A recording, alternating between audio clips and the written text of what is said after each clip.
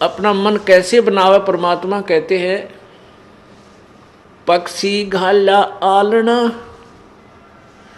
तरवर छाया देख, गर्भ योनि के कारण मन में किया विवेक। कि एक पक्षी ने घोंसला बनाया किस उद्देश्य से, कि उसमें बच्चे पैदा करूंगा, और जब वो बच्चे पैदा हो गए, अंडे हो गए, फिर वो बच्चे बन गए, घोंसला कीता वो अब सैर सपट्टे में।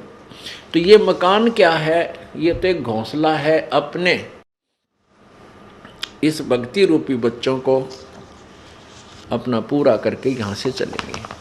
परमात्मा कहते हैं कि आपकी भावना कैसी होनी चाहिए इस मकान, घर, कोठी और यहाँ की संपत्ति में।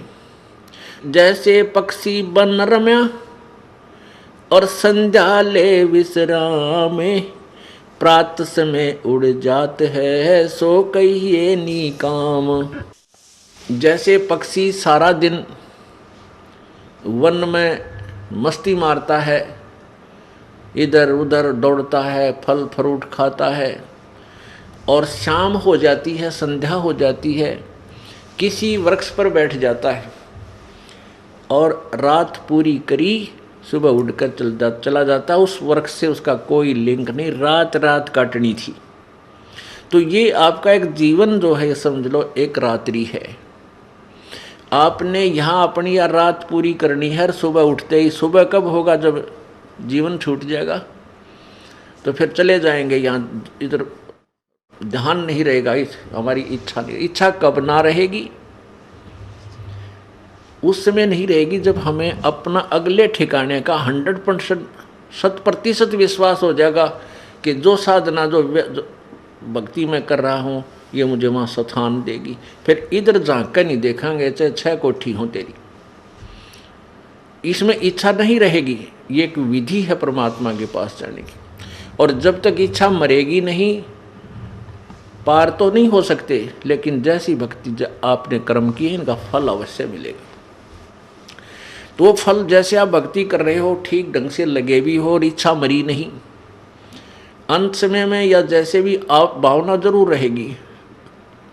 ये तो पहले मर के देखना पड़ेगा हमने। कैसे मर के देखना पड़ेगा, जीवित मर के। जीवित कैसे मरना है, जैसे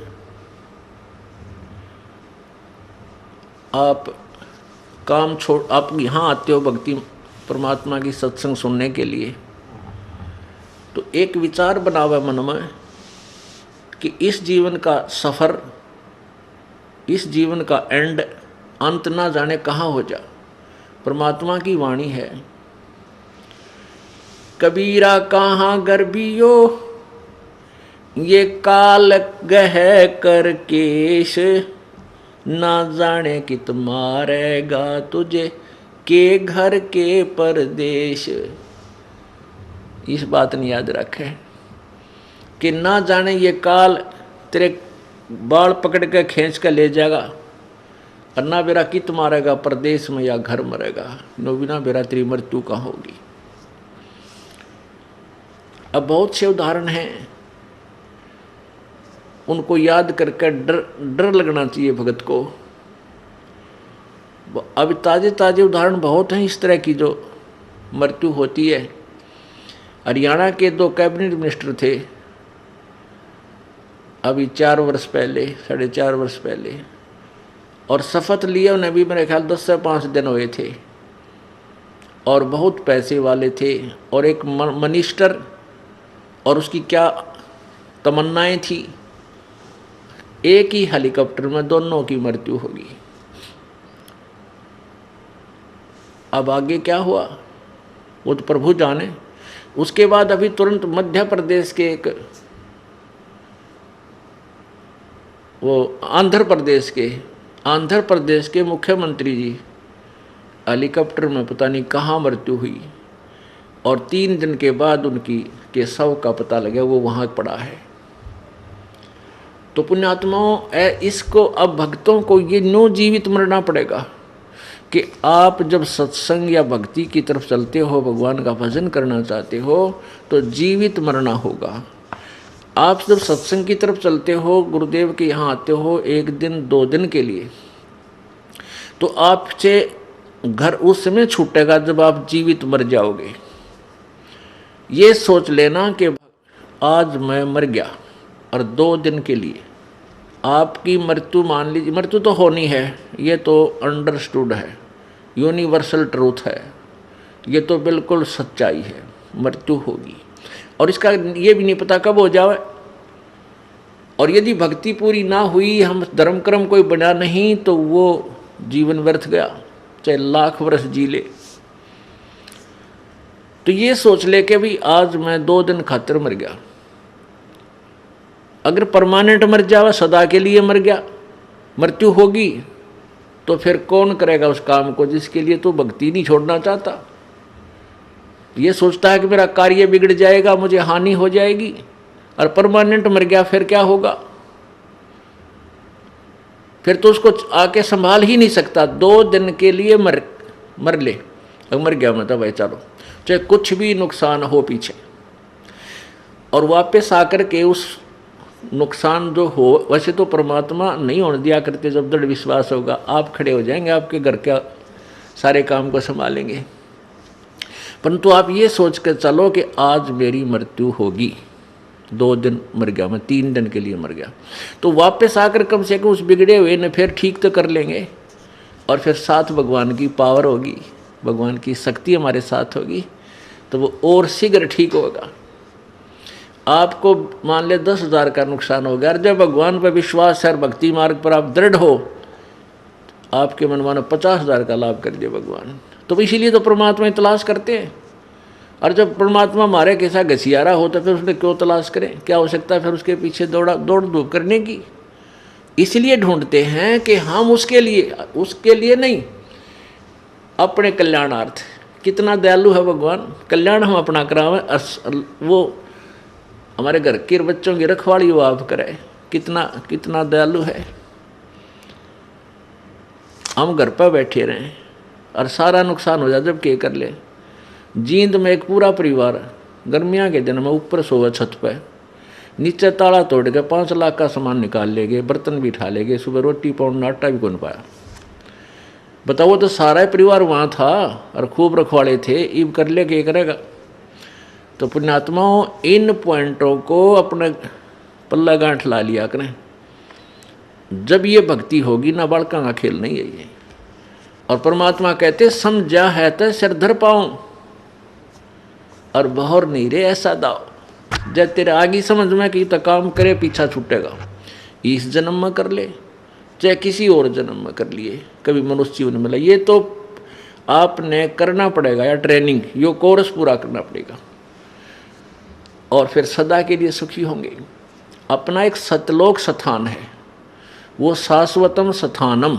गीता जी अध्याय नंबर 18 के श्लोक नंबर 62 में गीता ज्ञानदाता कहता है कि अर्जुन, तू सर्व भाव से उस परमेश्वर की शरण में जा, उसकी कृपा से ही तू परम शांति और शाश्वतम स्थानम, यानी उस सनातन परम धाम को प्राप्त हो जाएगा। गीता जी अध्याय नंबर 15 के श्लोक 4 में कहा कि जब तुझे तत्व ज्ञान मिल जावे, उस तत्व ज्ञान रूपी शस्त्र के द्वारा इस अज्ञान रूप अंधकार को काट के अच्छी तरह इस ज्ञान को समझकर उसके पश्चात उस परम पद परमेश्वर की, उस परमेश्वर के उस परम पद की खोज करनी चाहिए, जहाँ जाने के बाद ये साधक फिर लौट कर संसार में कभी नहीं आते, और जिस परमेश्वर ने सारे ब्रह्मांडों की रचना की है। और गीता ज्ञानदाता कहता है कि मैं भी उसी की शरण हूं, वो वही पूजा के योग्य है। और अपने विषय में गीता ज्ञानदाता 4 अध्याय के 5वें श्लोक में कहता है कि अर्जुन, तेरे और मेरे बहुत जन्म हो चुके हैं, तू नहीं जानता, मैं जानता हूं। गीता अध्याय नंबर 2 के श्लोक 12 में कहा कि अर्जुन, ये मत समझ कि ये राजा लोग तू और हम अभी वर्तमान में हैं, अब हम पहले भी जो जन्मे थे और आगे भी होंगे। इससे सिद्ध है कि गीता ज्ञान दाता वो स्वयं भी नाशवान है, जन्म मृत्यु होती है। गीता जी अध्याय नंबर 4 के श्लोक नंबर 9 में गीता ज्ञानदाता कहता है कि मेरे जन्म और कर्म दिव्य हैं, अलौकिक हैं। जन्म तो होता है लेकिन वो कुछ अलौकिक है। और गीता जी अध्याय नंबर 10 के श्लोक नंबर 2 में गीता ज्ञानदाता ब्रह्म अर्थात काल बोल रहा है श्री कृष्ण जी के शरीर में। वो कहता है कि मेरे जन्म को, मेरी उत्पत्ति को ना ऋषि जन जानते, ना ये देवता जानते, ना ये सिद्ध जानते, क्योंकि ये सब मेरे से ही उत्पन्न हुए। अब विशेषद हो गया कि गीता ज्ञानदाता का जन्म तो हुआ है लेकिन ये ब्रह्मा विष्णु महेश आदि देवता और ऋषि नहीं जानते, क्योंकि ये इसकी संतान है। अब पिता की उत्पत्ति को संतान नहीं बता सकता, दादाजी बतावे, उसकी डेट ऑफ बर्थ भी बता देगा। ऐसे ही पूर्ण परमेश्वर परम अक्षर ब्रह्म कबीर भगवान ने आकर के इस काल भगवान की ब्रह्म की उत्पत्ति, इसका डेट ऑफ बर्थ भी बता रखा है हमारे को। तो कहने का भाव ये है कि उस परमात्मा की भक्ति से हम सतलोक जाएंगे। वहाँ जाने के बाद फिर हमारा कभी जन्म मृत्यु नहीं होगा। वहाँ परम शांति, वहाँ कोई दुख नहीं। यहाँ से तो हमारी टिकट कटेगी, ये तो फाइनल है। इसलिए हमने मरना तो है लेकिन मरने के बाद कहाँ जाना है ये इच्छा प्रबल हो जानी चाहिए। अब वो उमंग, वो हिलोर उठे अंदर से। जैसे कबीर परमेश्वर जी की कृपा से आदरणीय गरीबदास साहिब जी उस सतलोक को आँखां देख कर आए थे और उसके बाद उनको इतनी उमंग भर गई थी उस स्थान को देखकर कि वाह वाह अमरपुर जाऊंगा, वाह वाह अमरपुर जाऊंगा। जैसे बालक का चाचा डाक रहे, वाह मामा का जाऊंगा, मामा का जाऊंगा, नानक का जाऊंगा। तो ऐसी उमंग भर जानी चाहिए हमारे अंदर के सचमुच वहाँ इतना सुख होगा।